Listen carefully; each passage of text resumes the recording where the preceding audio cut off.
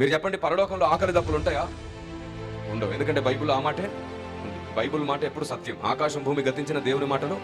ఇప్పుడు నా ప్రశ్న వినండి, పరలోక రాజ్యంలో ఆకలి దప్పులు ఉండవు, 100% ఉండవు, అందులో మార్పు లేదు. కానీ ఆకలి దప్పులు లేని రాజ్యంలో దేవదూతల ఆహారం ఎందుకుంది? మన్నా సంఘానికి తెలియదు ఎందుకుందో. ఆకలి దప్పులు లేని రాజ్యంలో క్రీస్తుకు సంఘానికి వివాహమైనప్పుడు పెళ్లి విందు ఎందుకు జరగబోతుంది? సంఘానికి తెలియదు. ఆకలి దప్పులు లేని ఆ రాజ్యంలో జయించిన వారిని జీవవృక్ష ఫలములు భుజింపనిత్తునన్నాడే. మీతో కలిసి ద్రాక్షారసం తీసుకుంటానన్నాడే. తెలియదు. మనం వెళ్ళబోయే ప్రపంచం గురించి మనకే తెలియదు. మళ్ళీ పరలోకానికి వెళ్ళడానికి రెడీ.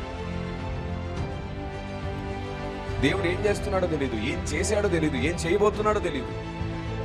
మరి మనం ఎక్కడికి వస్తున్నాం, ఏం చేస్తున్నట్టు మందిరానికి వచ్చి? బైబుల్ అంటే ఎంతసేపు కుటుంబము, భార్య భర్తలు, ఆశీర్వాదాలు, దీవెనలు, హెచ్చరికలు, బుద్ధిమాటలు, అక్కడే అదే మాత్రమేనా బైబుల్ అంటే? కాదు, దాంతో పాటు ఇంకా చాలా ఉంది బైబుల్.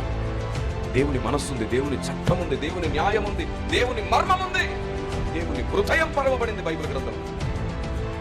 దాని వలన మనం సజీవమైన పత్రికలుగా మార్చబడతాం, నడిచే గ్రంథాలుగా మారిపోతాం మనం.